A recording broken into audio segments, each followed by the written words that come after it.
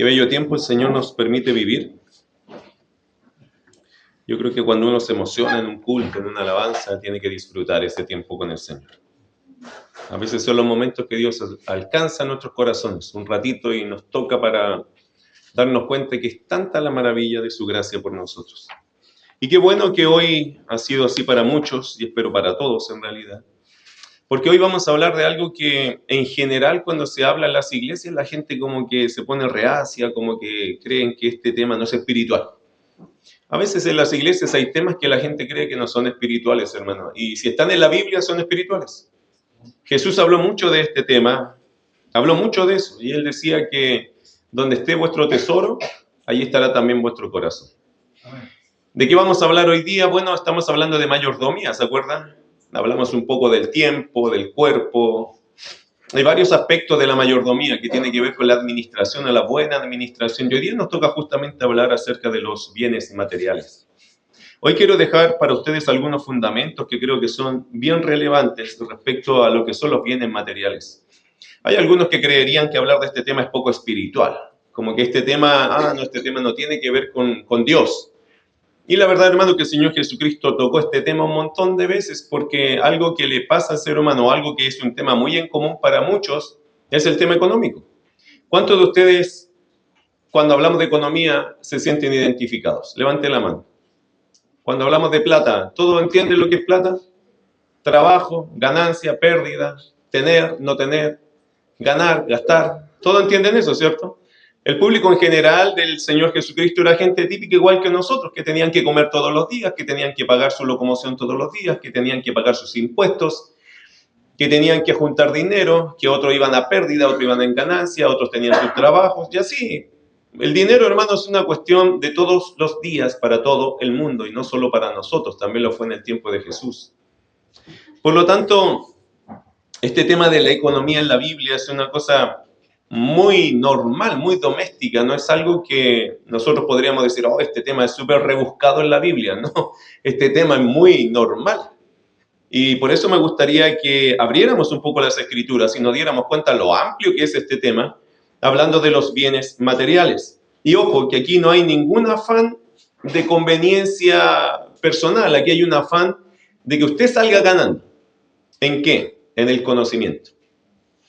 A mí me gusta cuando el apóstol Pablo dice que yo no he rehuido de enseñarles todo el consejo de Dios. Me gusta esa expresión de Pablo, porque Pablo cuando enseñaba la Biblia enseñaba todo el consejo de Dios, no enseñaba solo lo conveniente, no enseñaba solo el tema bien aceptado, ¿cierto? Porque hay temas en las iglesias o con los creyentes que son sumamente bien aceptados, como que esos son los temas famosos. Pero nosotros no giramos en torno a los temas famosos, a los temas predilectos o favoritos. Nosotros giramos en torno a toda la Escritura. Por eso nosotros vamos a enseñar todo el consejo de Dios. Y hay temas que van a ser muy fácil de asimilar para nosotros y otros que van a ser muy desconocidos, pero definitivamente tenemos que hablar de todo el consejo de Dios. Y hoy día vamos a hablar acerca de tus bienes materiales. Tu administración de los bienes materiales indica tu nivel de madurez espiritual. Y eso sería bueno que lo tuviéramos en mente. Que tu administración de los bienes materiales indica tu nivel de madurez espiritual. Quiero que busquen Lucas 16:10, por favor. Lucas 16:10. Vamos a leer varios versículos. Y me interesa que usted vaya teniendo en mente estos versículos porque vamos a introducir el tema de esta forma. Estamos hablando de los bienes materiales. Entonces, los bienes materiales, ¿qué son? Bueno, son una demostración de mi madurez espiritual en la forma que yo los administro. Lucas 16:10, escucha lo que dice. El que es fiel en lo muy poco, también en lo más es fiel. Y en lo muy poco es injusto, también en lo más es injusto. Qué interesante. Por eso creo, hermanos, que la declaración es correcta. Tu administración de los bienes materiales indica tu nivel de madurez espiritual. Aquí no se trata, por lo tanto, de cantidades, mucho o poco. Se trata de cómo yo administro lo que yo tengo, lo que yo recibo. Podría ser muy infiel con muy poco y podría ser muy fiel con mucho. ¿Entiende? Ese es el concepto acá. Una de las batallas espirituales más grandes que el creyente enfrenta, hermanos, es escoger entre servir al Dios del universo o al Dios del dinero. Y en eso está debatiéndose hoy día el cristianismo, diría yo, nosotros mismos, se están debatiendo entre servir al Dios del universo o al Dios del dinero. De hecho, hay muchas personas que probablemente, si les tuvieras que preguntar, ¿tú trabajarías un día que tienes que servir al Señor? Ahí está el debate, ¿no? Ahí está la lucha. 1 hora más, 2 horas más, 4 horas más, esto sirve, es dinero. Y algunos que dicen, no, yo no quiero servir esos días porque esos días se los dejo al Señor. Y ahí está el debate de muchos. Entonces, la batalla espiritual más grande que el creyente enfrenta hoy día es escoger entre servir al Dios del universo o al Dios del dinero. En esto, hermano, no existen términos medios, por si acaso. Tenga convicción con un versículo. Mire Mateo capítulo 6, verso 24. Búsquelo allí dentro de su Biblia y márquelo. Mateo 6, 24 dice una gran realidad. ¿Cuál?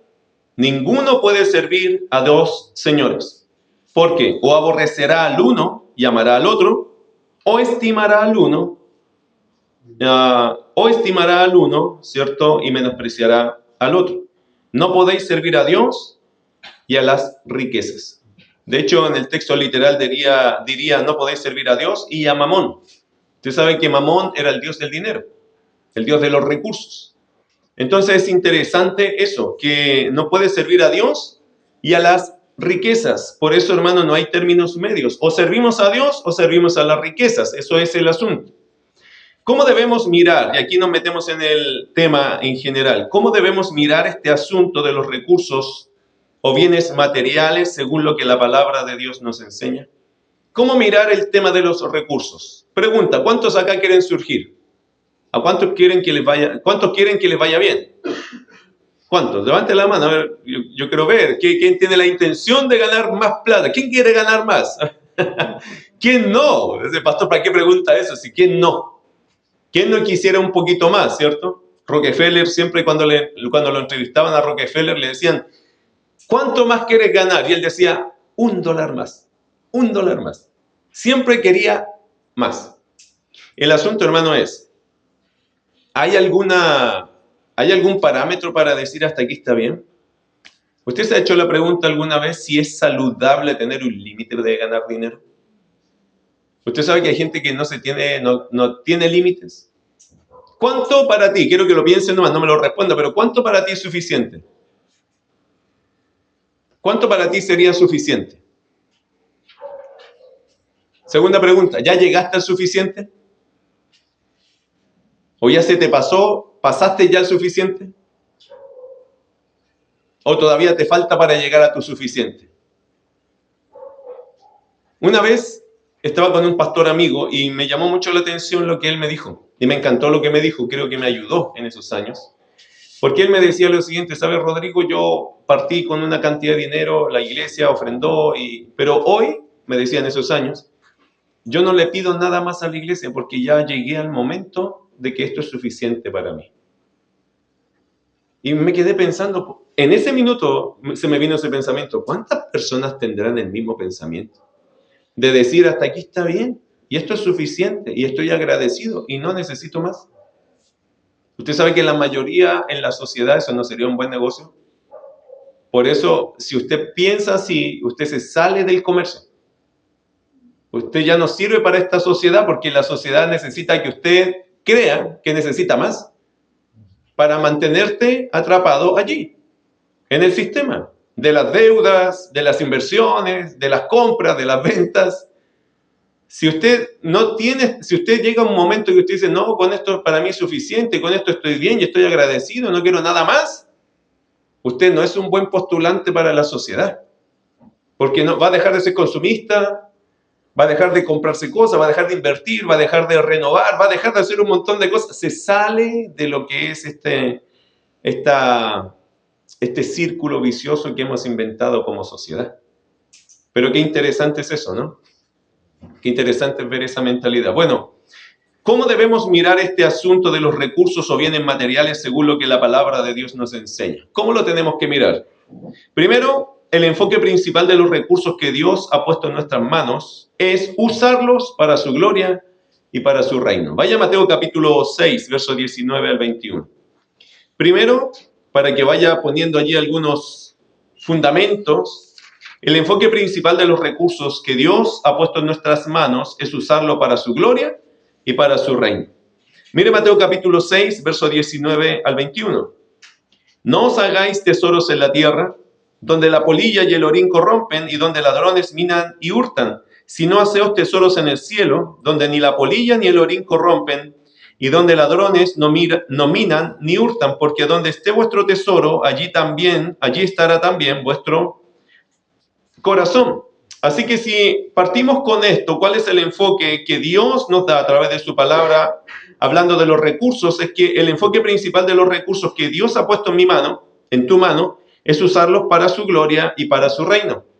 Entonces yo necesito invertir de los recursos que Dios me pone ahora en esta tierra y los pone en mi mano, necesito invertirlos, usarlos para su gloria y para su reino. Es una de las cosas que tiene que pasar con la economía que yo recibo. Pregunta, ¿cuánto de lo que usted recibe lo pone allí para la honra y la gloria de Dios, para la obra y para el ministerio? ¿Cuánto de lo que tú tienes en porcentaje de verdad tú lo estás invirtiendo para la obra de Dios?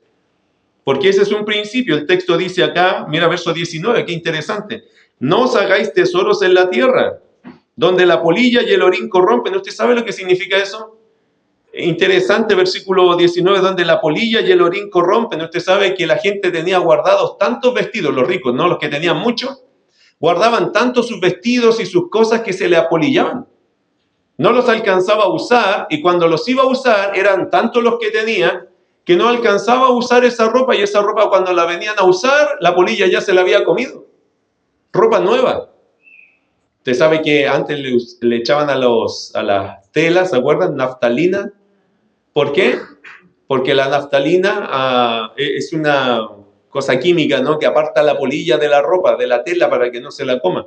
Bueno, interesante que aquí dice que la polilla se come esa ropa. Era tanto lo que tenían. Y más dice el texto donde la polilla y el orín corrompen. Y eso del orín, hermano, es que la plata también le entraba ese tipo de bacteria, ¿no? Ese tipo de mezcla allí y también se le corrompía. Porque era tanta la acumulación y ahí estaba, y ahí estaba. Yo a veces me hago la pregunta, ¿tenemos más de lo que necesitamos usar? Cuando usted mira su ropero, ¿usted usa todo lo que tiene? Yo le hago la pregunta honestamente. ¿Hace cuánto que usted no revisa su ropero? Y de todo lo que tiene, ¿cuánto usa en realidad? Y yo creo que no me voy a equivocar, creo que todos tenemos más de lo que usamos. De hecho, hay algunos que dicen, uy, aquí estaba este polerón, hace meses que no tengo idea de este, mira, aquí está. Pero tiene 10. Entonces nunca lo extrañó, no lo necesitó para el vestido diario. O zapatos, o camisas. Yo recuerdo que en algún tiempo tenía tantas corbatas, hermano, que las regalé todas, porque me cansé de tener corbatas. ¿Para qué si yo ni uso corbata? Y me regalaban los hermanos corbatas, y ahí tenía un montón de corbatas. Entonces lo más lindo de eso es tomarlas y decir, hermano, ¿quién quiere esto? Y te alivianas de cosas. Pero la mayoría de la gente usa esta cosa de acumular, ¿no? ¿Para qué? Por si acaso, para el día que a lo mejor, hermano, ese día no llega nunca. Y ahí se juntan los fardos de ropa. A mí me gustaría aquí, hermano, hacer una feria de pulgas. Yo creo que nos iría muy bien, ¿cierto? Solo con ropa. Ropa que usted no usa, tráigala, la vendimos. ¿Qué le parece? Y hacemos una ofrenda misionera con esa ropa. ¿Qué le parece? O apoyamos a algún ministerio con eso. Sería lindo, ¿no? ¿Cuánta plata juntaríamos, cree usted? Yo aquí creo que si voy a una casa, un par de casas de acá, no, me hago la América con varias ropita acá. Y podríamos usarlo para propósitos espirituales. Bueno, el asunto aquí, hermanos, de hecho en este pasaje es que uno a veces sin darse cuenta empieza a hacer tesoro en la tierra. Tiene demasiado de todo y no es necesario tener tanto, de verdad. Bueno, ¿qué más? Ese es el primer principio. El enfoque principal de los recursos, hermanos, que Dios ha puesto en nuestras manos es usarlo para su gloria y para su reino. Así que cuando le sobren cosas y tenga demasiado, diga, hermano, ya, tomemos esto, vendámoslo y usemos eso, no para nosotros, sino para la gloria de Dios. Total, aquí está, y está botado. En realidad no estamos haciendo nada con eso más que hacer más bulto. Entonces, ¿por qué no tomamos todas estas cosas y funcionamos en pos de algo valioso? Venezuela, hermano, está pasando momentos súper críticos. Mi esposa me decía, ¿cómo podemos ayudar? Bueno, de muchas formas. Quizás conseguir un contacto, alguien con quien podemos dar los donativos, enviar el dinero. ¿Qué dinero? Bueno, de todo eso que podamos vender, lo podemos mandar para allá, ¿o no? Y a hermanos en la fe. O a personas que no conocen a Cristo. Y hermano, aquí mismo hay tantas necesidades. Entonces, siempre se puede hacer algo para el reino de Dios. Siempre. Tenemos más de lo que necesitamos muchas veces. Y si eso lo invirtiéramos para la gloria de Dios sería muy bueno. Es cuestión de mentalidad cristiana. 2, el no darle al Señor o darle las obras al Señor es un robo a Dios y te asegura el desagrado de su parte. Ese es otro principio. El primero, que nuestros bienes tienen que ser usados para la gloria y para su reino.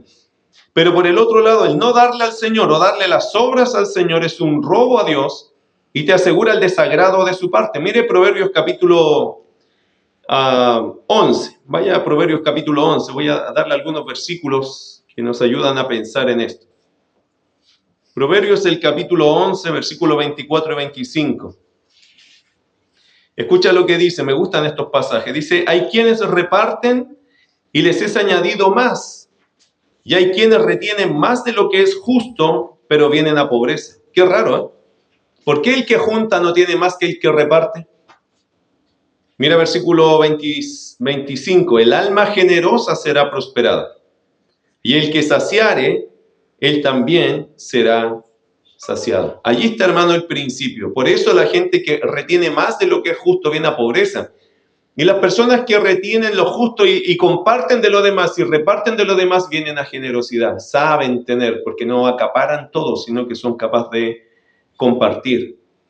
Y me encanta lo que dice Malaquías. Vaya al profeta Malaquías. Antes de Mateo está Malaquías en el Antiguo Testamento. Les dije, creo que fue en Recoleta que decía esto, que el profeta Malaquías tiene un mensaje muy triste. ¿Por qué? Porque Malaquías es como un abogado en nombre de Dios. Y Malaquías quiere demostrarle al pueblo que el pueblo está haciendo las cosas mal, pero la respuesta del pueblo es tan agresiva, es tan insolente con Dios, que llega a dar pena cómo ellos responden. Como que Malaquías le dice, oye, ustedes fallaron en esto. ¿A dónde hemos fallado nosotros? ¿Cuándo hemos hecho eso? Es como que el pueblo se admira que los critiquen. Y la respuesta de ellos es agresiva. Dios dice, ustedes usan palabras agresivas porque ustedes no aceptan que ustedes se han equivocado. ¿En qué se han equivocado? En muchas cosas. En el profeta Malaquías denuncia que el pueblo se ha equivocado. Y en una de ellas tiene que ver con el aspecto económico. Mire capítulo 3, versículo 8. Malaquías 3:8, ¿qué dice? ¿Robará el hombre a Dios? Pues vosotros me habéis robado. Y dijisteis, ¿en qué te hemos robado? Y mira lo que dice Dios, en vuestros diezmos y ofrendas. No solo diezmos, porque a veces uno dice, bueno, yo doy mi diezmo, pero las ofrendas que no son los diezmos, son ofrendas que se hacen con otros propósitos. En estas cosas ustedes me robaron. Mira versículo 9, malditos sois con maldición, porque vosotros, la nación toda, me habéis robado. Dios está denunciando al pueblo de Israel diciendo, ustedes son malditos porque me han robado. ¿Qué me robaron? Mis diezmos y mis ofrendas, ¿dónde están? No estaban dando al templo, hermano, ellos. Ellos estaban quedando con el dinero, usándolo solo para ellos. Y Dios, ¿qué dice? Es que no puedes usar todo para ti porque no es todo para ti. Hay un diezmo, hay una ofrenda que me corresponde, esa es mi parte. Y el pueblo de Israel, desconociendo esto, no lo hacían.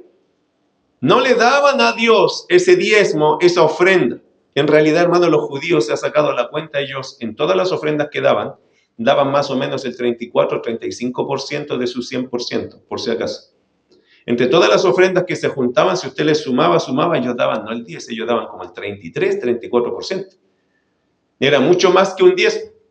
¿Por qué? Porque ellos mantenían no solamente un templo, ellos mantenían una ciudad con todo eso. ¿Okay? Eran como sus impuestos, para que usted lo entienda más o menos. Ellos daban todo eso porque así funcionaba la ciudad y también el templo. Si Israel dejaba de dar al templo, ¿sabe lo que pasaba? Ya no habían coristas, ya no habían levitas, no habían sacrificios. El templo se tenía que cerrar porque los que estaban adentro servían porque tenían el sustento, porque Dios había dicho, ustedes se van a encargar. 11 tribus, por decirlo de esa forma, se encargan de esta tribu 12. Estos que son consagrados para mí, todos los demás los van a mantener. ¿Para qué? Para que mi casa siempre tenga gente, siempre tenga servidores, siempre tenga sacrificios, siempre tenga alabanza. Ustedes se van a dedicar. Yo les voy a dar a ustedes de todo para que a ellos no les falte nada. ¿Qué hizo el pueblo? Dios les dio de todo, pero ellos no trajeron de ese todo su parte hacia el templo. Y en algún momento el templo se tuvo que cerrar. No había servidores. ¿Por qué? Porque los servidores, como no había recursos, tuvieron que salir a sus casas y a trabajar. Porque no había recursos para que ellos comieran y sirvieran. Interesante, hermano, Dios siempre ha traído este dibujo. Dios después lo trajo para la iglesia, y a la iglesia también Dios ha puesto personas a tiempo completo para que se dediquen a esto. Dios nos llama y nos coloca. No a todos, obviamente, a uno que otro, y los demás tienen que apoyar para que eso siga así, que la obra siga adelante. Qué interesante que ese formato viene desde el Antiguo Testamento, primero por el pueblo de Israel, y después pasó a la iglesia. Pero interesante que Dios aquí denuncia a ellos y les dice: maldito soy con maldición, porque ustedes, la nación entera me robó. Mira versículo 10. Traed todos los diezmos al alfolí. ¿Qué es el alfolí? Imagínatelo así: este es el templo y una de las salas es el alfolí. Es una sala, una cámara, una pieza donde se guardaban y se almacenaban las provisiones para que hubiera para el pueblo, para los que servían. ¿Y qué dice el texto? Traed todos los diezmos al alfolí. ¿Y qué más? Y haya alimento en mi casa. Lo único que les pido, dice Dios, para que esto cambie: vuelvan a dar los diezmos, vuelvan a dar las ofrendas, vuelvan a llenarlas, el alfolí, vuelvan a llenar las habitaciones de los recursos que aquí se necesitan para que la iglesia, en este caso Israel, su templo, siga funcionando. Y mira lo que dice después el texto: y haya alimento en mi casa, y probadme ahora en esto, dice Jehová de los ejércitos, si no os abriré las ventanas de los cielos y derramaré sobre vosotros bendición hasta que sobreabunde. ¿Quién es el que trae bendición? Dios. ¿Cuándo? Cuando invertimos lo que tenemos en las cosas que a Él le agradan. Amén. Cuando usted, hermano, invierte lo que usted tiene en las cosas que a Dios le agradan, Dios se va a encargar de ti.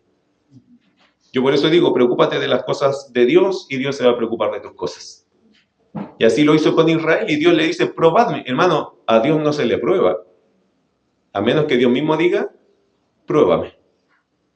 Y Dios le dijo a Israel acá, no le dijo, Dios los invitó, le dice: pruébenme en esto.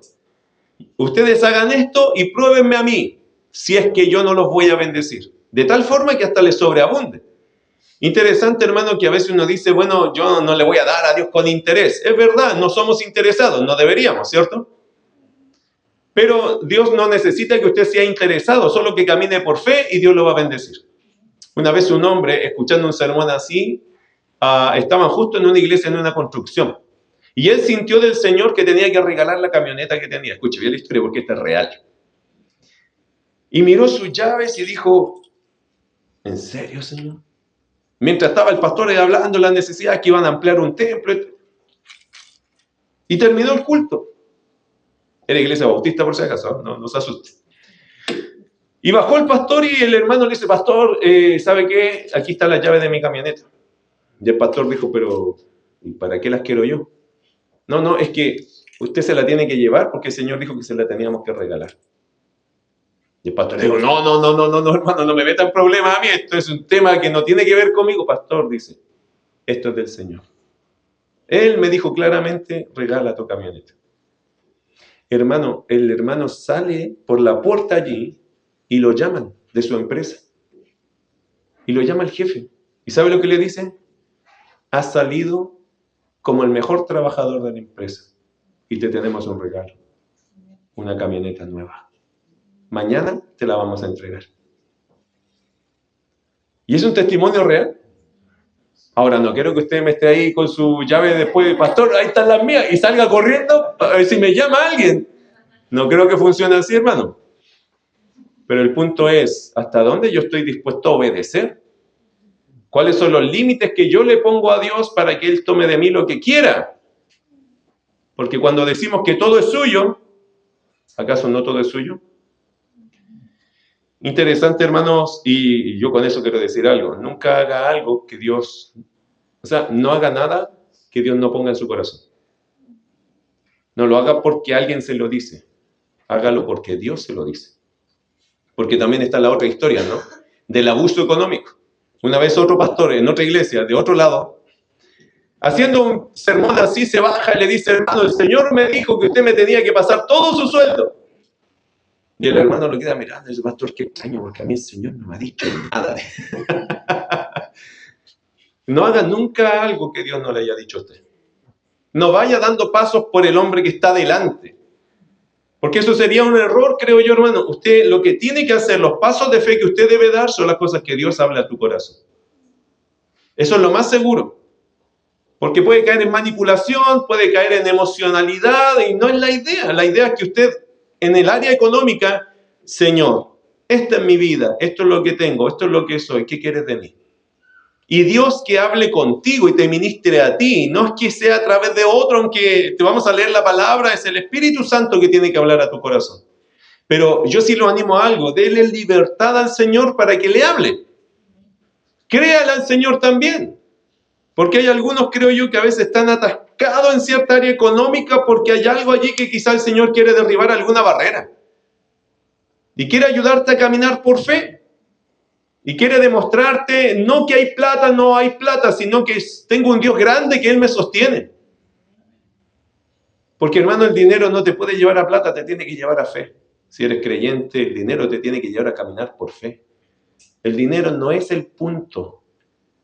El tema es cómo yo con esto creo y me muevo por fe. Ese es el asunto. El no darle al Señor, hermanos queridos, o darle las obras es un robo a Dios y te asegura el desagrado de su parte.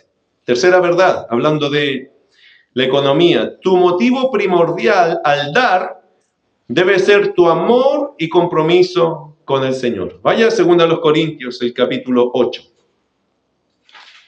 Me gusta mucho ese punto, esa verdad, ese fundamento allí.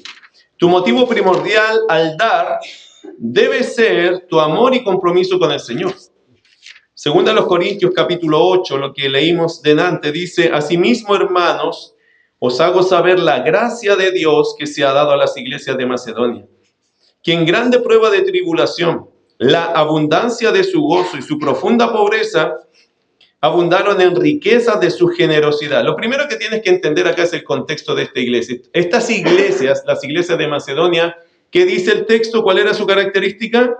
Verso 2, en grande prueba de tribulación. Ellos estaban en grandes pruebas de tribulación, no la estaban pasando bien. Eran iglesias, hermanos, que estaban sufriendo continuamente. Y después dice la abundancia de su gozo y su profunda pobreza. Así que eran iglesias que estaban pasando grande tribulación y eran de profunda pobreza. Hermano, ¿qué es ser profundamente pobre? No es tener hoyos en los zapatos. Es tener hoyos en los hoyos de los zapatos. ¿Entiendes? Eso es ser profundamente pobre. No es no tener nada, sino que tener sobre lo que no tengo, tener alguien que me está cobrando y yo no tengo nada. Es ser profundamente pobre, o sea, estar en el piso de abajo de la pobreza. Eso es, hermano, la expresión acá, porque yo podría haber dicho, o el texto podría haber dicho, en su pobreza. Pero es que esto no es pobreza. Ellos estaban en una profundidad de la pobreza. Si hablamos de gente necesitada, hermano, esta gente estaba necesitada. Ellos necesitaban ayuda. Pero mira versículo 3. Pues doy testimonio de que con agrado han dado, conforme a sus fuerzas y aún más allá de sus fuerzas. Estos hermanos se pusieron a la fila de los que querían dar. Y Pablo les dijo, no, a ustedes yo no les puedo pedir nada. ¿Cómo les voy a pedir si ustedes no están pobres, ustedes están profundamente pobres y se entiende en su contexto que ustedes están muy mal? Hermanos, gracias, yo conozco su corazón y ya eso es bueno saber que quieren dar, pero sé que no pueden porque ustedes no son pobres, ustedes son profundamente pobres. Pero mira el verso 4. ¿Por qué llegaron a dar y participar? Versículo 4. Pidiéndonos con muchos ruegos que les concediésemos el privilegio de participar en este servicio para los santos. Estas iglesias supieron que hubo la iglesia en Jerusalén que tuvo necesidad. ¿Y saben lo que hicieron ellos? Hermanos, es verdad, nosotros no tenemos nada, pero estos hermanos están pasando necesidad. Vamos a hacer algo por ellos, ¿cierto? Y toda la congregación, hermanos, estas iglesias se pusieron de acuerdo y dijeron, amén, vamos a darle a los hermanos. Hablaron con Pablo y Pablo le dice, hermano, no, por favor, no, ¿ustedes de dónde? Y dice el texto, el verso 4, pidiéndonos con muchos ruegos.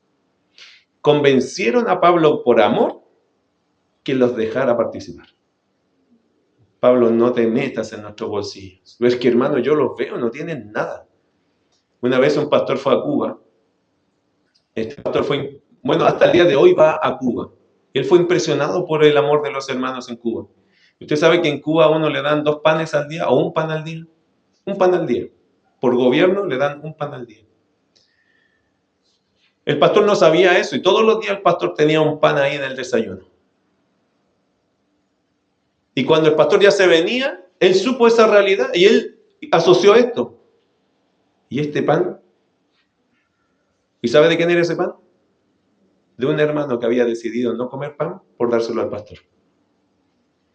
Profundamente pobres, ellos no tenían más. Pero ese hermano, cuando venía este pastor de Chile, que nosotros comemos pan a cada rato, hermano.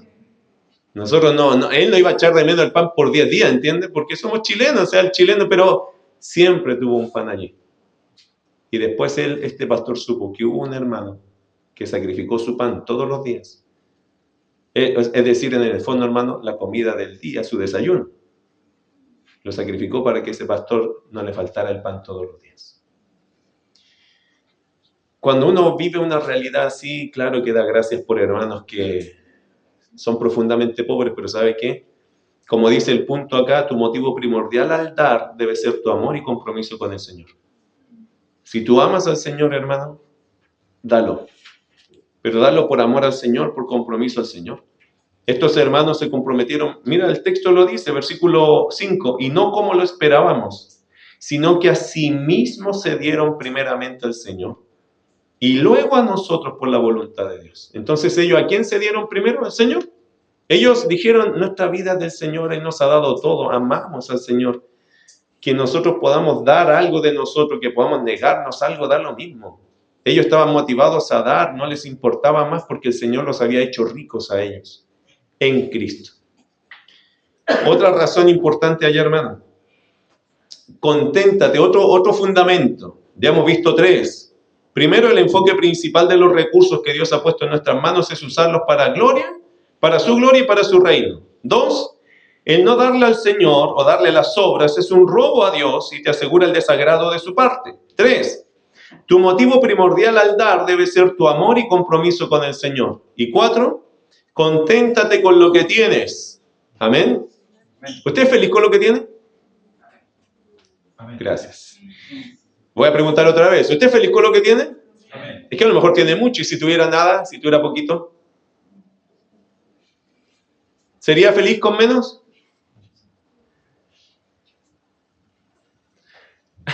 Voy a volver a repetir. ¿Sería feliz con menos?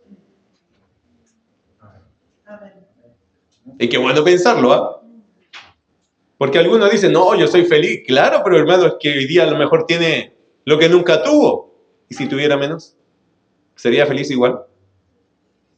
¿Sabe cuándo uno es feliz? Cuando no depende su felicidad de las cosas que tiene, sino del Dios que lo sostiene. Amén. Cuando tú tienes a Cristo, hermano, aunque tú estuvieras en la pobreza, créeme que el Señor va a traer gozo a nuestro corazón. Yo creo que a veces hasta la abundancia nos afecta. Francamente, cuando a veces tenemos siempre y lo tenemos así como que sobra, yo creo que no somos tan felices como cuando nos falta.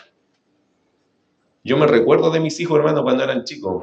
Con el primero de ellos practicamos cualquier fe, porque nosotros venimos de cuna bastante humilde, en muchos sentidos, y como ministerio pastoral nosotros tuvimos 13 años sin que nos alcanzara, 13 años del ministerio, hoy día ya llevamos 27, pero los primeros 13 años, créanme que nosotros juntábamos las últimas monedas para terminar el mes.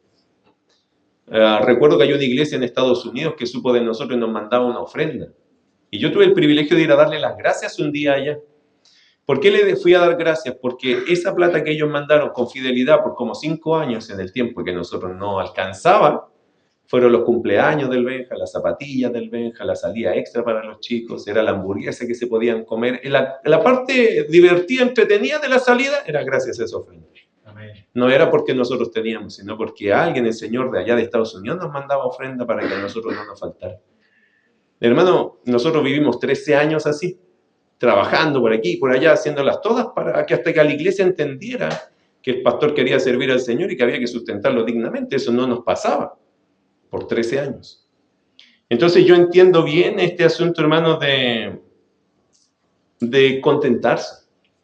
O sea, hoy día no es lo que tuvimos ayer, lo que hoy día tenemos, gracias a Dios, es lindo, es hermoso, pero ¿uno estaría contento viviendo con necesidades? Las necesidades, hermano, igual son bellas. ¿Y sabe lo que nosotros aprendimos en ese tiempo? Ok, había un colegio, una posibilidad, pero no estaba el recurso. Hijo, ore para ese colegio. Y el Señor le abrió la puerta al colegio. El problema es que el colegio quedaba tras mano. Y hermano, para llevar a nuestro hijo al colegio ese, había que tomar micro, metro y micro. Y estábamos justo en ese cambio de los buses amarillos, con ese desastre que había. Y el Benjamín, recuerdo, estaba chiquitito y yo aquí para que no me lo aplastaran, porque todo el mundo estaba terrible. Hasta murieron gente en el metro. ¿Se acuerdan de ese tiempo que colapsó todo? Y yo le decía, Señor, ¿cómo hago esto con mi hijo? Estábamos partiendo con el primero del colegio. Ya había una respuesta del colegio, pero no había vehículo como llevarlo. Y yo le dije, Señor, mira, vamos a hacer una cosa. Si tú no me das un vehículo, porque no había cómo comprarlo, yo tengo que sacar a mi hijo de allá. Es una locura hacer eso. No es funcional. Entonces, si tú no me das un vehículo, yo lo voy a sacar. Hermano, usted no sé si lo va a creer, pero créalo porque se lo estoy contando de verdad. Eso fue un miércoles, jueves que yo oré y el jueves teníamos reunión en la iglesia. Y llega un hermano a la iglesia y me dice, pastor, que no es el mismo de la camioneta, es otro. ¿De qué? Ese no es conmigo, este fue conmigo. Me dijo, pastor, ¿sabes qué? Yo tengo un auto en la casa y yo no lo estoy usando. Yo no le dije nada. Me esperó después del culto, me dice, pastor, yo tengo un auto en la casa y ese auto está allí, nadie lo usa, ¿lo quieres usar? Sí, hermano, pero ¿qué me estás diciendo? Te lo regalo. Anda a buscarlo mañana. Al otro día yo fui a buscar, era un escarabajo de un Volkswagen de eso, y lo fui a buscar. Hermano, usted no me va a creer, pero esa semana yo llegué con auto a la iglesia.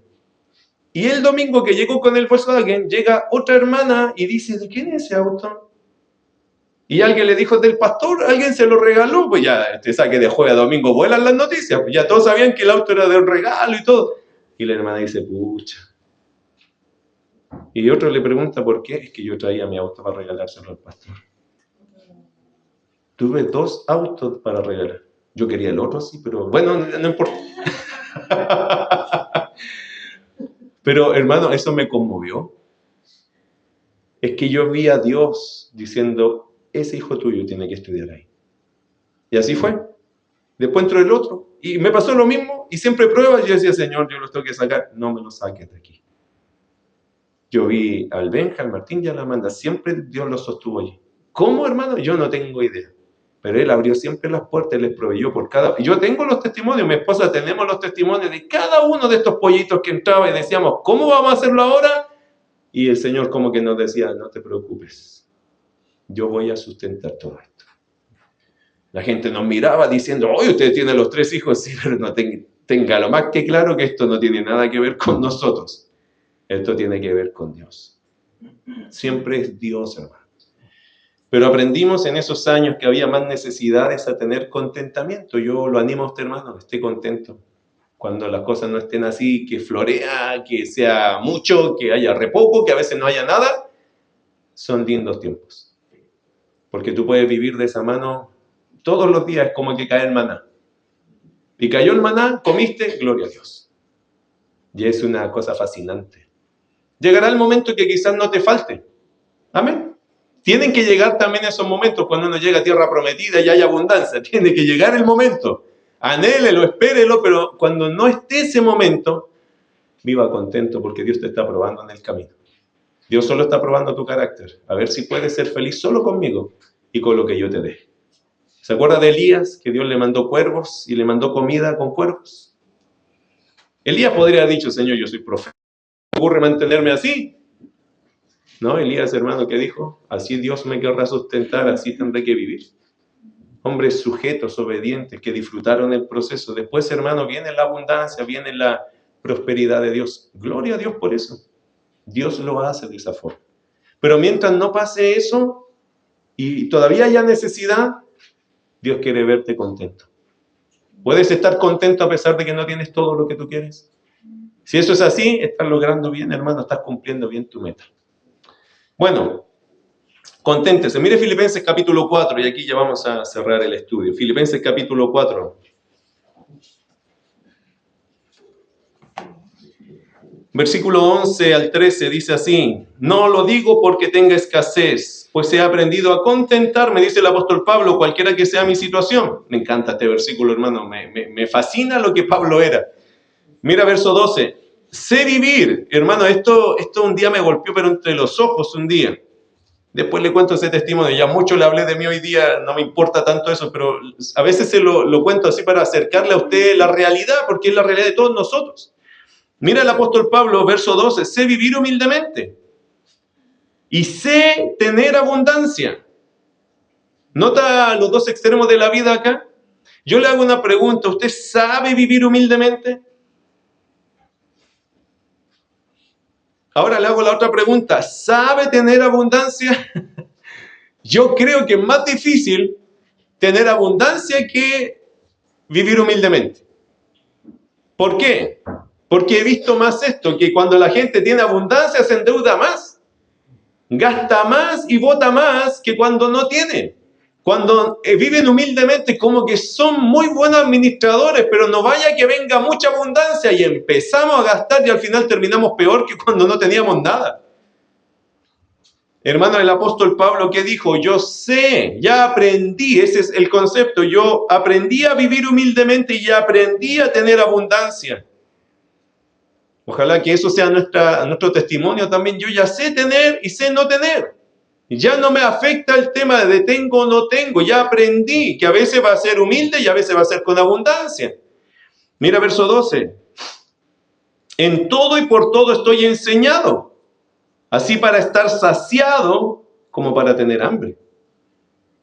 ¿Te preocuparías si empiezas a pasar hambre? Bueno, Pablo pasó hambre. No, hermano, no es que a Pablo dijo, hoy comimos apenas hoy día. No, no comió. Y empezó a tener hambre. Pablo en ese extremo de la vida vivió, y Pablo era un hombre que podía tener mucha comodidad, pero por Cristo, hermano, Pablo pasó hambre. Versículo 12, por todo estoy enseñado, así para estar saciado como para tener hambre, así para tener abundancia como para padecer necesidad. Y me encanta el 13 que dice, todo lo puedo en Cristo que me fortalece. No hay límites porque me estoy apoyando en Cristo. Pase lo que pase, venga lo que venga, venga la abundancia, gracias Señor. No venga nada, gracias Señor. Todo esto se puede soportar en Cristo que me fortalece. ¿Necesitamos la fortaleza de Cristo cuando hay abundancia? Sí, hermano. Tal cual cuando no hay nada. Porque a veces uno dice, Señor, te necesito porque no tengo nada. No, hermano, no lo necesitas solo allí. Cuando venga abundancia, también, Señor, fortaléceme, porque yo tengo que ser sabio cómo administrar esto. ¿Se acuerda que Jesús hizo multiplicación de panes y peces? ¿Se acuerda? ¿Qué hizo el Señor cuando se terminó la comilona? Cuando sobró un montón. ¿Qué hizo el Señor? Ya boten nomás. ¿No? ¿Qué dijo él? Recojan todo. Pero Señor, ¿para qué están todos saciados? Recógelo. Porque eso es un buen administrador. Un buen administrador no es el que vota porque le sobra. Recoge, porque mañana también hay que comer. El apóstol Pablo, hermano, había aprendido a tener abundancia. Cuando tenía abundancia, ¿qué hacía? Me imagino que igual que el Señor recogía lo que sobraba y lo guardaba. ¿Por qué? Porque mañana hay que seguir comiendo. Y los milagros no vienen todos los días, hermano. La abundancia no viene todos los días. Tienes que ser sabio con eso. Espero que el Señor a usted le dé mucho. ¿Sabe para qué? Para que le pruebe su administración. Yo espero que el Señor te dé suficiente. ¿Para qué? Para que te pruebe tu dependencia de Él. No necesitamos solo la fortaleza de Cristo cuando tenemos abundancia. También cuando somos pobres. Y no solo cuando somos pobres, también cuando tenemos abundancia. Porque en ambas cosas, Cristo nos tiene que fortalecer. Para ser sabios, hermanos, en la buena administración. Bueno, la próxima semana seguiremos hablando de estos bienes y recursos. Vamos a orar. ¿Qué les parece? Quiero que ore por su condición económica. ¿Qué le parece? Ore por eso. Sea buena, sea mala. Eso solo usted lo sabe y no quiero saber yo en realidad de eso. Mi misión aquí no es saber de tu condición económica. Mi misión aquí es animarte a que en ella tú puedas glorificar al Señor. Que la uses para su gloria. Que tu motivación sea de verdad Cristo. Y que todos acá consideremos algo. Con lo poco que podamos tener, todos podemos ser usados por Dios. En esta área incluso. No solo en dones y talentos. Algunos dicen, yo no tengo nada, por eso doy mis talentos, hermano. Todos tenemos algo que dar. Todos podemos participar, por lo tanto, de la obra de Dios en este aspecto económico. Todos. Si lo hizo la iglesia de Macedonia, lo hicieron. Si lo hizo gente muy pobre, todos podemos participar. A veces la pobreza que nosotros creemos tener, la tenemos en nuestra mente. Nos sentimos más pobres de lo que somos en realidad, hermano. Deje que el Señor use su realidad económica y se glorifique en ti. Señor, gracias por regalarnos este tiempo. Mirar las Escrituras en el tema de los bienes es sumamente útil para nosotros. Aprendemos, Señor, que hay muchas verdades que tenemos que aplicar a nuestra economía. Señor, hay bienes y hay economía. A veces hay plata, Señor, y a veces hay recursos que usted nos ha regalado. Ayúdanos a preguntarnos, ¿cómo estoy administrando estos recursos para la gloria tuya? Señor, gracias. Vamos a seguir estudiando de este tema, pero gracias porque hoy día aprendemos y aprendimos, Señor, quizá algunas cosas que son importantes de tu palabra. Ayúdanos a practicarla, a caminar por fe con la palabra, Señor, y con el dinero, con los recursos. Ayúdanos a caminar por fe, a hacer con ellos lo correcto, a ser buenos administradores de estos recursos para que usted los use y usted los multiplique y nosotros podamos ser buenos administradores en el proceso. Señor, gracias por todo. Te bendecimos en el nombre de Jesús. Amén. Le damos un aplauso al Señor, ¿qué le parece?